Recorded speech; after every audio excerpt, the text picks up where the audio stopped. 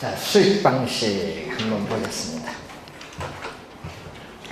자, 수익 방식은 자, 가격의 삼면성 중 우리가 어느 정도 부동산을 이용함으로써 수익을 얻을 수 있느냐, 이 수익성의 원리를 근거로 하죠.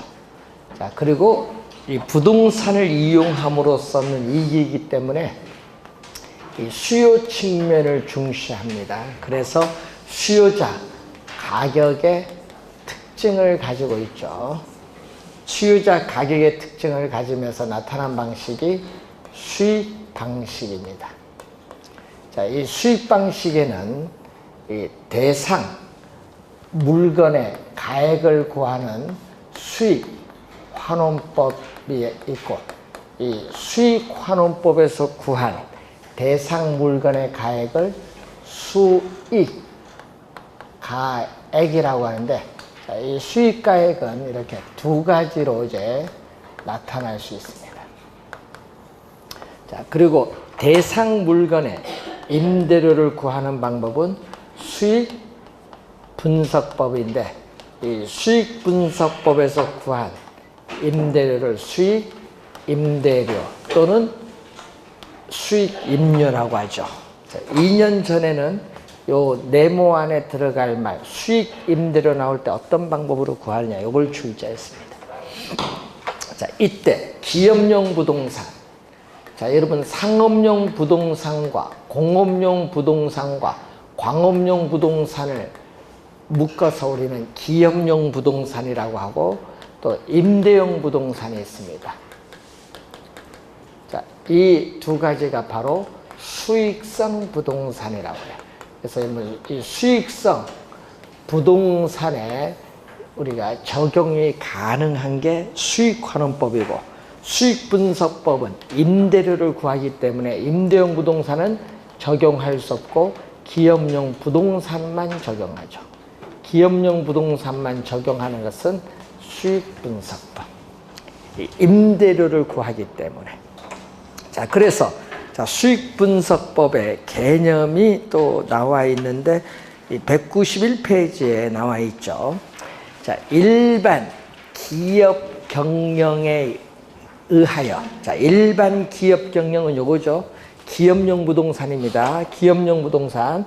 일반 기업 경영에 의하여 산출된 총수익을 분석하여 일정 기간 산출할 것으로 기대되는 순수익, 일정 기간 산출할 것으로 기대되는 순수익을 구한 후에 대상 물건을 계속하여 임대하는 데 필요한 경비를 뭐 한다? 이렇게 더하여 대상 물건의 임대료를 산정하는 감정평가 방법을 수익분석법이라고 하죠. 수익분석법의 개념입니다. 자, 그럼 수익환원법의 개념을 보면은, 자, 대상 물건으로부터 장래 산출할 것으로 기대되는 순수익이나 순수익이나 또는이죠. 순수익이나 이 미래의 현금 흐름을 환원하거나 할인의 네모. 자, 이것은 또 26회 시험에 출제했죠. 할인 네모 안에 들어가면 무엇입니까? 한번 출제했어요. 자, 이때 환원은 뭘로 환원 이율로 환원합니다. 환원 이율로 환원하고, 할인은 할인율로 할인합니다. 할인율로 할인을 해서 대상 물건의 가액을 산정하는 감정평가 방법을 수익환원법인데, 자, 여러분 요 네모 안에 들어가면 무엇입니까? 또 출제 많이 하고, 또 요 네모 안에 들어가면 무엇입니까? 출제를 많이 하고요. 계산 문제는 요 오른쪽보다는 계산 문제는 어느 쪽에서? 왼쪽. 작년 시험에 수익 가액 구하는 계산 문제, 요 왼쪽 수식을 가지고 출제했습니다. 이 작년도에. 자, 우선은 수익환원법을 구성하는 3요소는 우선 순수익, 영업소득이라고 하죠. 순수익, 그리고 환원이율, 순수익, 그리고 환원, 이율, 그리고 세 번째가 수익 환원 방법. 이 세 가지가 대표적인 수익 환원법을 구성하는 3요소. 또 왼쪽에 있는 걸 구합니다. 자, 그럼 순수익은 뭐죠? 순수익은 대상 부동산에 귀속되는 적정한 수익인데, 항상 순수익을 계산할 때는 연간 단위, 월로 계산하지 않습니다. 연간 단위로 구한다. 순수익은 항상 뭘로 계산한다? 연간 단위로 구한다. 자, 순수익의 개념. 자, 여러분, 순수익의 개념을 보면요. 장래 산출할 것으로 기대되는 순수익은 장래 산출할 것으로 기대되는 총수익에서 어떻게 돼? 장래 산출할 것으로 기대되는 비용을 공제해서 구하죠. 자, 그리고 여러분 투자이론에서 배운 것 중에 뭐가 있죠? PGI, 투자이론에서 배운 게 있죠? 최대한의 임대료 수입 가능 총소득에서 뭐를 빼요? 우리는 공, 실 및 불량 부채에 따르는 대손 충당금을 공제하고, 또 영업 외 수입, 영업 외 수입이 기타 소득을 더해주면은 유효 총소득을 구하죠. 유효 총소득에서 부동산을 운영하고 유지하는 데 드는 비용이 뭐를? 영업 경비를 공제하면 뭐가 나오죠? NOI, 순영업소득이 나오는데, 이걸 가지고 구해서 요게 넣어주면 되죠. 그래서 여러분 최근 시험은 요 투자론에서 배운 요 수식, 영업의 현금 흐름 계산할 때 배운 요 수식을 가지고 계속 여기에 넣는 문제 출제하고 있습니다. 작년 시험도 마찬가지죠. 하여튼 그래서 요 수식 모르면 안 된다는 거, 투자론에서 배운 걸 다시 한번 복습 잘 해두시기 바랍니다. 자, 두 번째는 환원이율. 자, 수익 환원법을 구성하는 요소.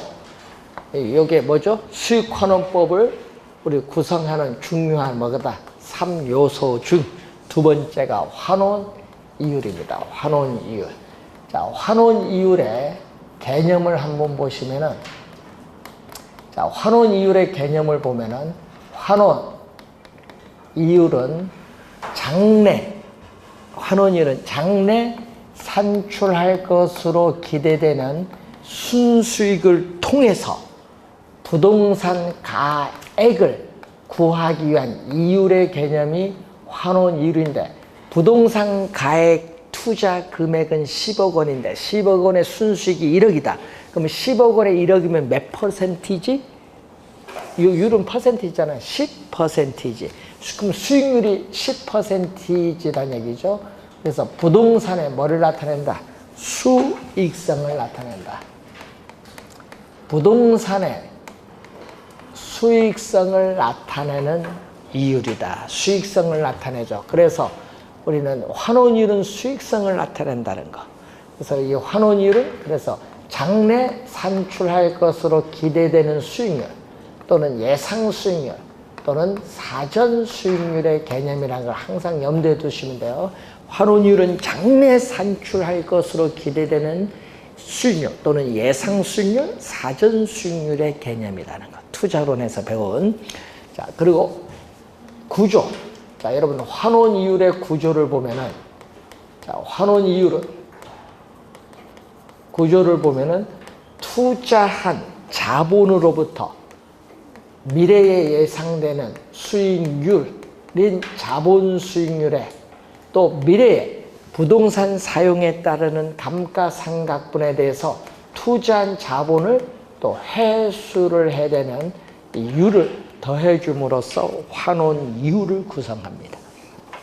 이때 미래에 예상되는 이 자본에 대한 이 수익을 현재의 가치로 할인을 해야 돼요. 현재의 가치로 할인을 해야 되기 때문에 우리 부동산 평가 이론에서는 자본 수익률은 할인율의 개념을 말하고, 이 자본 회수율, 즉 여러분 미래에 아직 사용 안 했거든요. 미래의 부동산 사용에 따라 감가가 되는데 그 감가상각분에 대해서 투자한 자본을 회수하는 이 율을 우리 뭐라고 하냐면 감가상각률이에요. 감가상각률을 의미한다. 구조.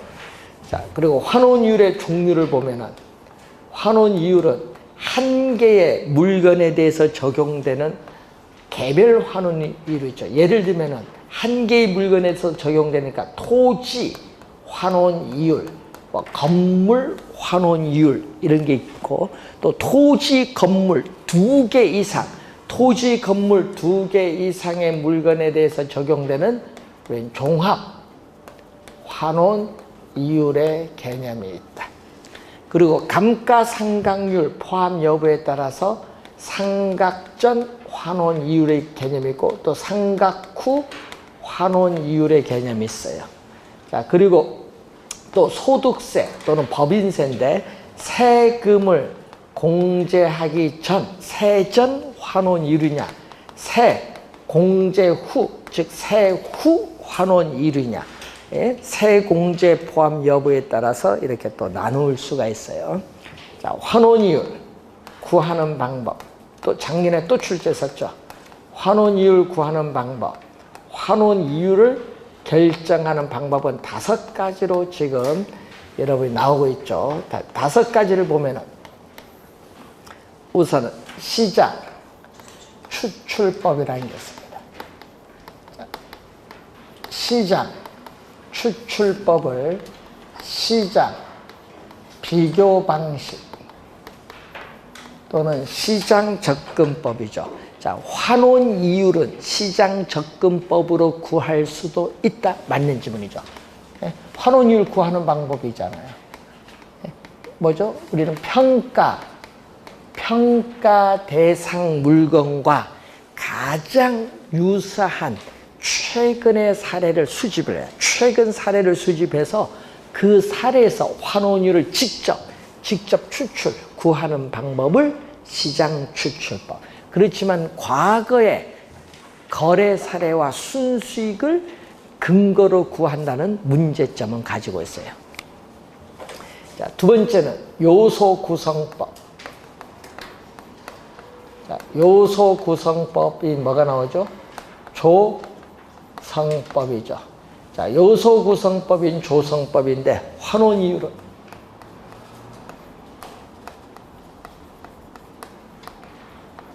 이율은 순수 이율.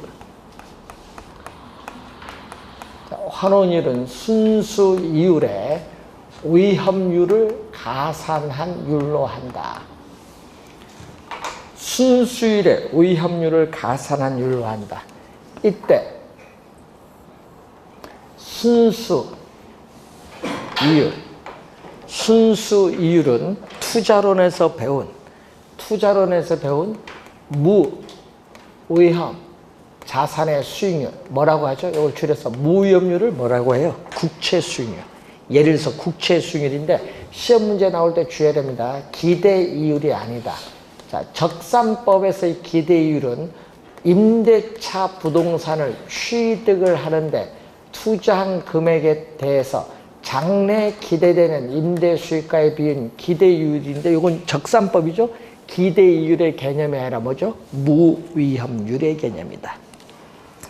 자, 이때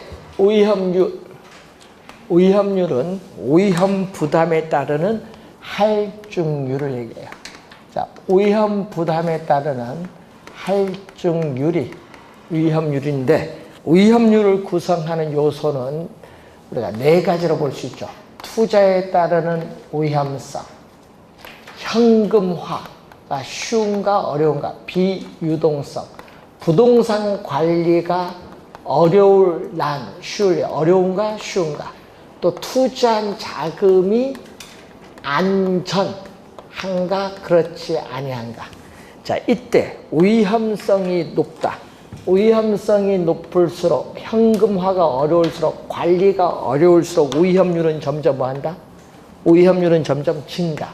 플러스 요인이야. 증가인데 여러분 여기 있는 요 앞에 있죠. 요게 플러스로 가는 게 증가고 만약에 자금이 안정성이 높으면 뭐다? 위험률은 줄어들죠. 위험률은 감소한다는 건 무슨 요인? 여기가 마이너스 요인으로 오는 거지. 앞에 플러스로 들어오느냐 마이너스로 들어오냐. 안전성이 높은 위험률은 줄어듭니다. 감소하는 요인입니다. 자, 그러면은 요소 구성법은 뭐예요? 평가 대상 부동산에 관한 위험을 여러 가지 요소로 분해하고 개별적인 위험에 따르는 할증률을 더해서 환원 이율을 구하는 방법을 조성법인데 문제는 이 위험률을 구하는 데 있어서 감정평가사의 주관 개입의 여지가 많다는 단점이 있어요. 또 단점은요, 요 두 빨간 거 요 두 개에 대부 비율이 없어요. 부동산을 담보로 금융기관으로부터 대출받는 대부 비율이 안 나와요. 그래서 부동산을 담보로 해서 대출받는 걸 저당금융이죠. 이 저당금융이 환원 이율에 미치는 영향을 반영하고 있지 않다는 또 문제점을 가지고 있다. 부동산 거의 대부분 뭐를 해요? 여러분 대출받아 구입을 하기 때문에 그걸 반영하지 못한다는 문제점을 가지고 있다. 자, 세 번째, 투자 결합법. 자, 투자 결합법은 두 가지가 있죠. 우선은 물리적 투자 결합법, 금융적 투자 결합법. 자, 이 물리적 투자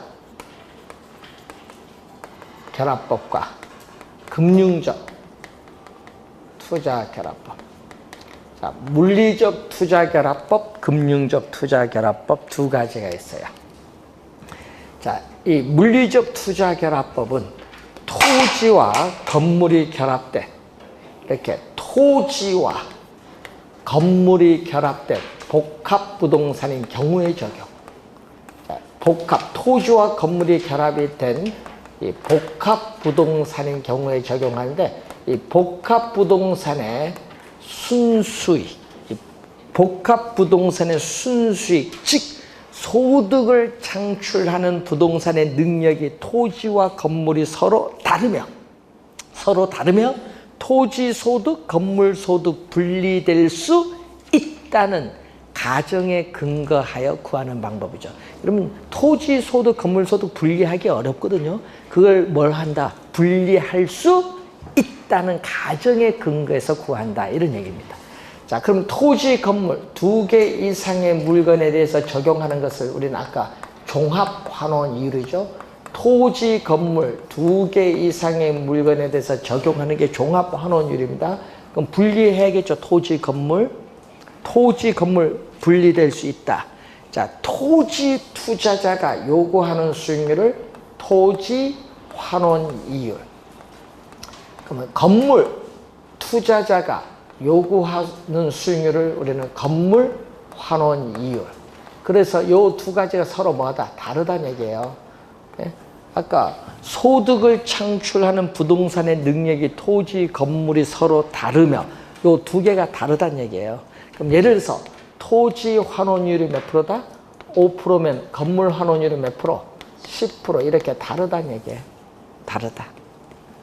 그리고 여기에 뭐가 들어오죠? 가중치가 들어와야 돼. 가중치는요, 요거죠. 토지, 건물 결합한 거죠. 요게 이 전체 토지, 건물 결합된 전체 부동산 가격에서 뭐가 차지하죠? 토지 가격. 전체 부동산 가격에서 토지 가격이 차지하는 비율. 또 여기는 전체 부동산 가격에서 건물 가격이 차지하는 비율. 가중치를 곱해줘서 더해주면 돼요. 이때 예를 들어서 토지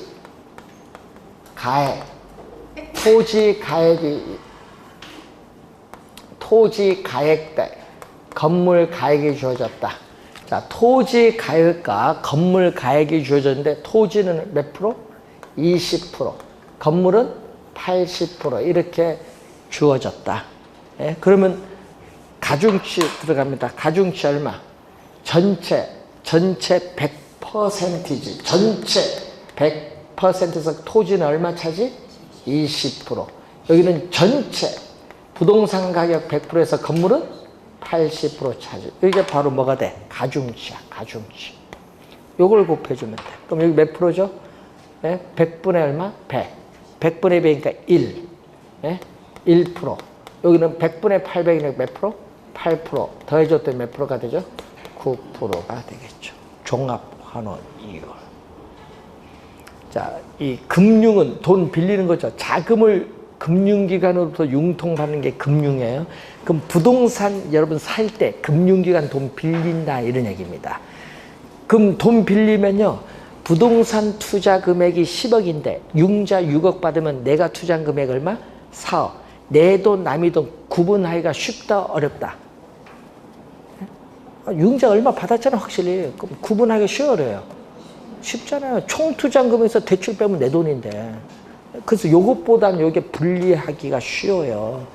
자, 그래서 이 금융적 투자결합법은 지분 투자자가 요구하는 수익률과 저당 투자자가 요구하는 수익률이 또 뭐한다? 서로 다르다.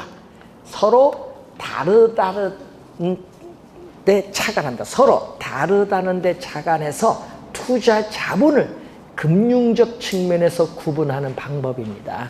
그러면 지분 투자자가 요구하는 수익률을 뭐라고 하죠? 자, 여러분 지분 투자자가 요구하는 수익률은 지분 환원율이라고 해요. 지분은 자기 자본이에요. 자기 자본 환원율이고, 그리고 저당 투자자가 요구하는 수익률은 저당 환원율이라고 해요. 저당 투자자가 요구하는 수익률은 저당 환원율. 자, 여기는 지분 환원율은 자기 자본 환원율, 저당은 타인 자본이야. 저당 환원율은 타인 자본 환원율. 요 두 개가 서로 다르다 얘기예요.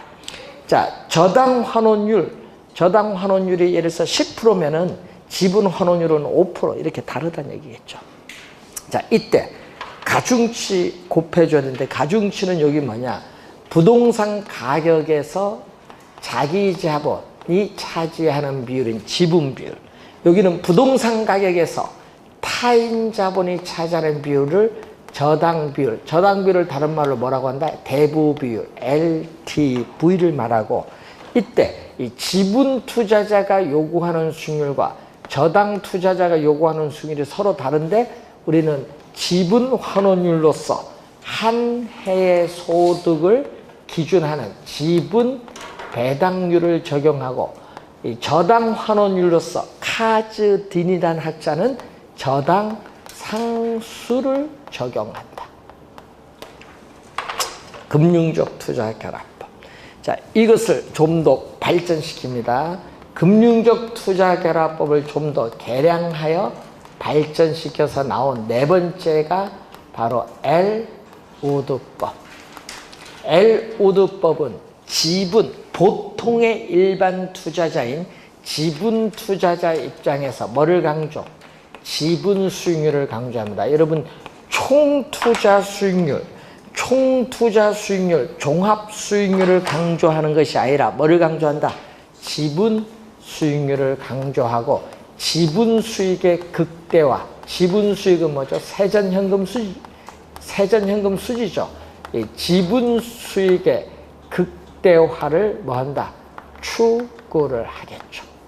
지분 수익률을 강조하면서 지분 수익의 극대화인데, 자, 여러분, 예를 들어서 물리적 투자결합법에서의 건물은 건물 수명 다할 때까지 보유를 해요. 그렇지만은 엘우드법은 그렇지 않아요. 엘우드법은 부동산을 취득을 해서 우리가 보유 기간 동안의 부동산을 뭐죠?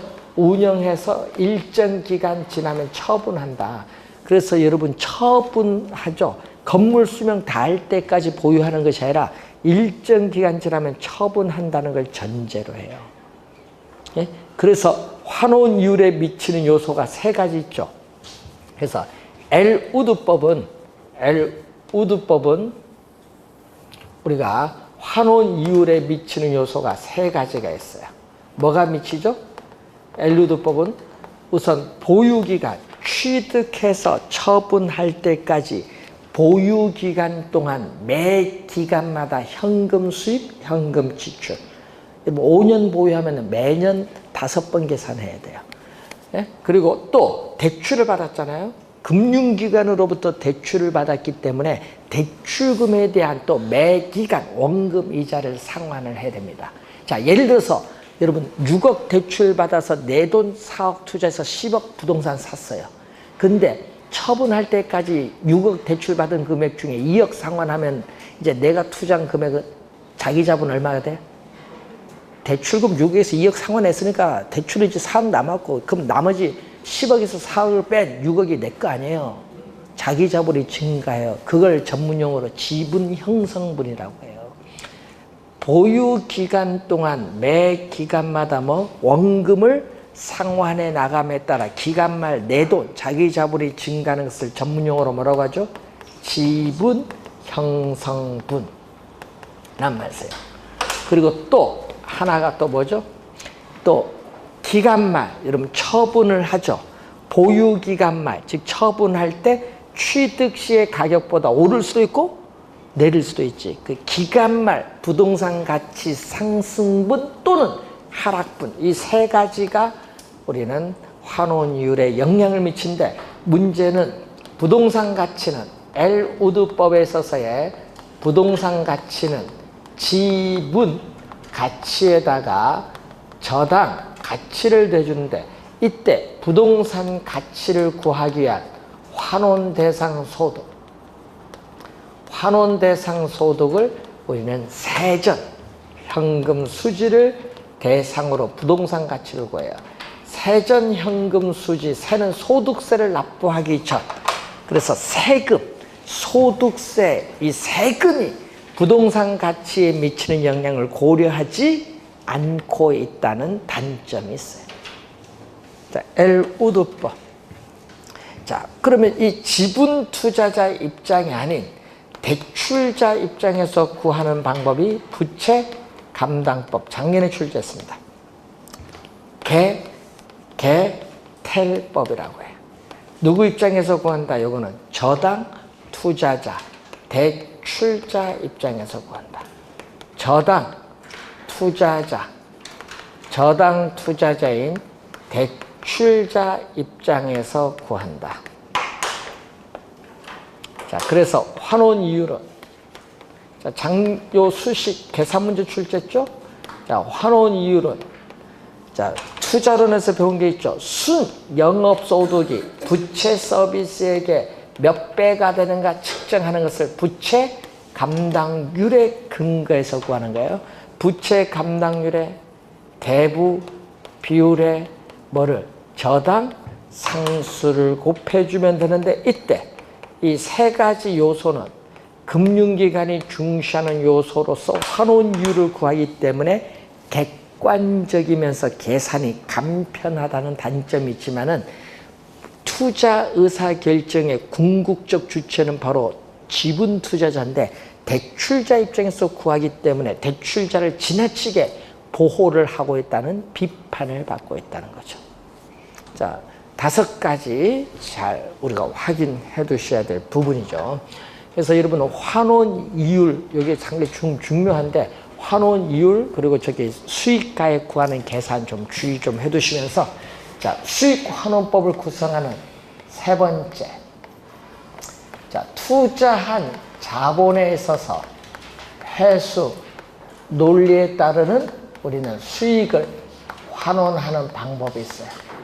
자, 수익을 환원하는 방법인데, 자, 제일 먼저 나오는 게 뭐죠? 직접 환원법.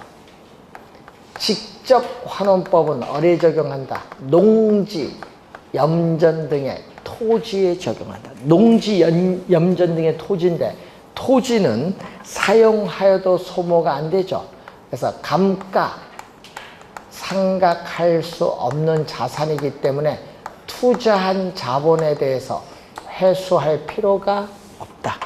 그래서 토지로 우리 관련해서 수익가액은 토지로부터 장래 산출할 것으로 기대되는 순수익을 바로 환원 이율로 환원해서 구하면 구할 수 있죠. 자, 직선 환원법이라는 게 있죠. 자, 직선은 건물, 구축물이라든지 기계 장치 등에 적용되죠.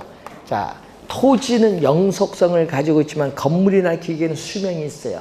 내용연수, 감가상각 자산의 수명인 내용연수도 유한하고 수익도 유한한 상각자산에 적용을 해요.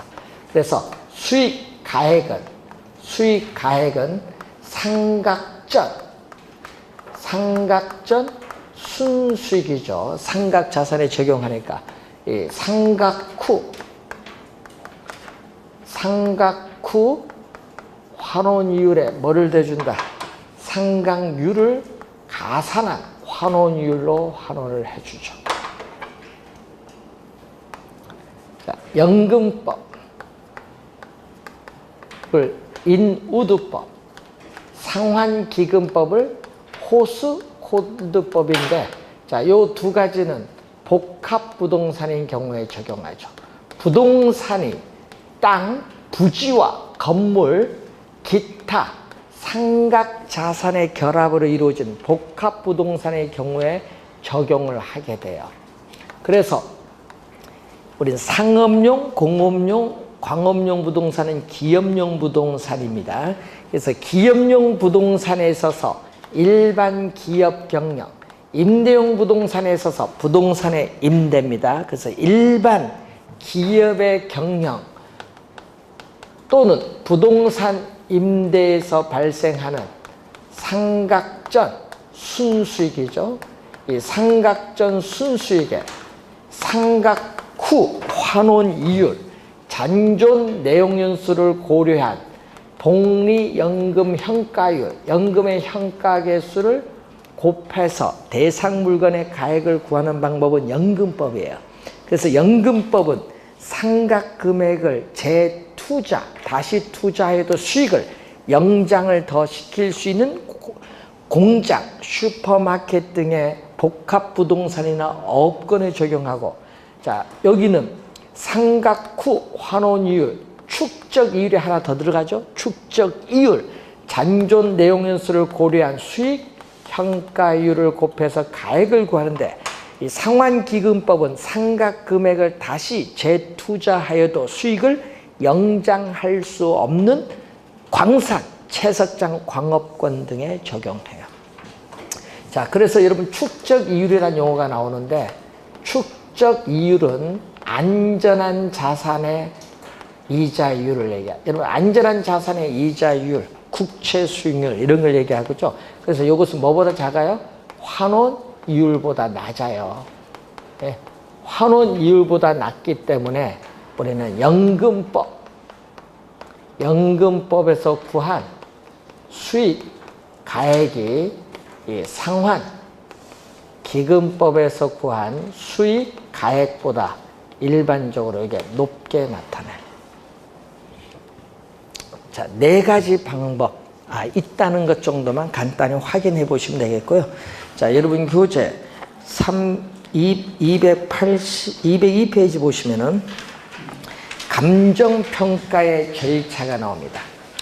자, 감정평가 활동의 출발점이 기본적 사항의 확정이죠. 거기 보면 뭐 많잖아요. 여러분 기준 시점, 기준 가치, 평가 목적, 평가 조건 뭐 이런 걸 다 확정해야 되는 거 아니에요? 감정평가 의뢰인도 확정하고 기본적 사항의 확정이 있어요. 두 번째는 처리 계획을 수립해서 대상 물건의 확인. 네 번째는 우리 자료 수집 및 정리. 다섯 번째는 자료의 검토 및 가치 형성 요인의 분석. 여섯 번째는 감정평가 방법 선정 및 적용. 그리고 일곱 번째는 감정평가의 결정 및 표시하는 거죠. 7단계 순서로 절차는 이루어져 있습니다. 자, 그리고 물건별 평가 요즘 5번 시험에 4번 나왔어요. 물건별 감정평가. 자, 여러분 아까 제14조는 뭐였죠? 토지를 감정평가할 때는 공시지가 기준법 적용하죠. 자, 거기 15조 나와요. 15조 나왔던 걸 봤더니 뭐가 나오죠? 거기에 건물이 나와요. 15조. 자, 건물을 나옵니다. 여러분, 건물은 왜 중요해요? 거래 사례 비교법으로 출제를 많이 하거든요. 작년에도 출제했잖아요. 하여튼 건물은 뭘로 출제 많이 한다? 거래 사례 비교법으로 출제 많이 하는데, 거래 사례 비교법이 아니라 뭐죠? 원가법 제15조입니다. 제16조로 갑니다. 토지와 건물이 일괄 감정평가가 있거든요. 자, 집합 건물의 소유 및 관리에 관한 법률에 따른 우리가 구분 소유권이 나오죠.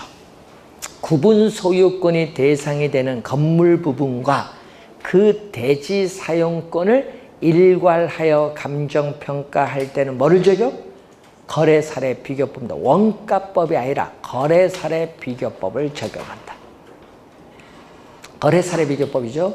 자, 17조 살림으로 갑니다. 감정평가업자는 살림을 감정평가할 때에 산지와 임목을 구분하여, 땅과 나무를 구분하여 감정평가하여야 한다. 이 경우 임목은 거래사례 비교법을 적용하되, 지름이 작은 숲인 소경목림은 원가법을 적용할 수 있다. 자, 2항 봅니다. 산지와 임목을 일괄하여 감정평가할 때에 거래사례 비교법을 적용하여야 한다. 거래사례 비교법 있죠. 자, 17조도 우리가 한 2번 출제했었죠. 자, 18조가 뭐죠? 18조 과수원이거든요. 여러분, 과수원 주의해야 되는 게, 과수원은요 수익환원법이 아니에요. 과수원은 뭐다? 수익환원법이 아니라 거래사례 비교법이다. 하여튼 과수원은 수익환원법이 아니다는 걸 주의 좀 해두시고. 자, 그리고 19조 2항 갑니다. 여러분, 19조 2항에 가면요 뭐가 나와요? 19조 2항에 가면요 광업재단이 나오거든요. 광업재단 뭐를 적용한다? 수익환원법. 자, 20조로 갑니다. 20조 1항 보세요. 20조 1항 요거 자동차입니다. 주의해야 됩니다. 자동차는 원가법이 아니에요. 자, 20조 1항 자동차를 감정평가할 때에는 뭐를? 거래사례 비교법을 적용하여야 한다. 2항. 자, 20조 2항 뭐죠? 건설기계, 사망, 선박이죠. 자, 사망 보세요. 감정평가업자는 선박을 감정평가할 때에 선체, 기관, 의장별로 구분하여 감정평가하되 각각 뭐를? 원가법을 적용하여야 한다. 원가법 적용하여야 한다. 그리고 또 항공기 뭐를 적용한다? 원가법. 자, 그 20조 5항 보세요. 자, 1, 2, 3, 4 요거 있죠? 1, 2, 3, 4 본래 용도에 효용이 없는 물건 있죠? 효용 가치가 없는 물건. 본래 용도에 효용 가치가 없는 물건은 뭘로? 해체 처분가액. 해체 처분가액 있죠? 해체 처분가액으로 감정평가할 수 있다. 해체 처분가액입니다. 본래 용도에 효용 가치가 없는 물건입니다. 뭐 쓸모가 없다는 얘기죠. 자, 그리고 21조가 뭐죠? 동산. 여러분, 21조 동산도 뭐를 적용? 거래사례 비교법 적용. 자, 그런데 거기 또 뭐가 있어요? 22조에 임대료가 있거든요. 22조에 임대료가 있거든요. 임대료를 감정평가할 때는 뭐를 적용? 임대사례 비교법을 적용하는데 시험 문제 또 3년 전에 뭘로 출제했어요? 적산법으로 출제했지. 적산법이 아니라 임대사례 비교법. 자, 23조로 갑니다. 자, 여러분 23조에 사망 보세요. 자, 여러분 23조의 사망. 영업권, 특허권, 실용신앙권, 디자인권, 상표권, 저작권, 전용측선 이용권 등 그 밖의 무형자산에 대한 뭐를 적용? 수익환원법 적용. 수익환원법 적용. 자, 24조로 갑니다. 24조 2항 보세요. 24조 2항 보면요. 자, 여러분 뭐가 있다? 비상장 채권이 있거든요. 자, 여러분 상장이 아직 안 됐어요. 증권거래소에 아직 상장이 되어 있지 않은 비상장된 채권에 대해서는 시세가 없잖아요. 상장 안 돼서 시세가 없기 때문에 이건 수익환원법 적용. 자, 그런데 요거 있어요. 상장 채권이 있거든요. 요건 증권거래소 상장되기 때문에 뭐가 돼 있어요? 이건 시세가 있죠. 거래사례 비교법 적용. 그리고 24조 3항 보세요. 뭐죠? 기업 가치를 평가할 때는 또 뭐를 적용한다? 기업 가치를 평가할 때는 수익환원법 적용. 자, 25조로 갑니다. 205페이지 25조. 자, 감정평가업자는 소음, 진동, 일조 침해 또는 환경오염 등으로 대상 물건에 직접적 또는 간접적인 피해가 발생하여 대상 물건의 가치가 하락한 경우 그 가치 하락분을 감정평가할 때에 소음 등이 발생하기 전에 대상 물건의 가액 및 원상 회복 비용 등을 고려하여야 한다. 시험 문제는요, 대상 물건의 가액은 고려하여야 하나 원상 회복 비용 등은 고려할 필요가 없다. 이렇게 출제를 많이 합니다. 말을 바꿔서 주의하도록 합니다. 자, 물건별 평가 원래 출제할 수도 있다.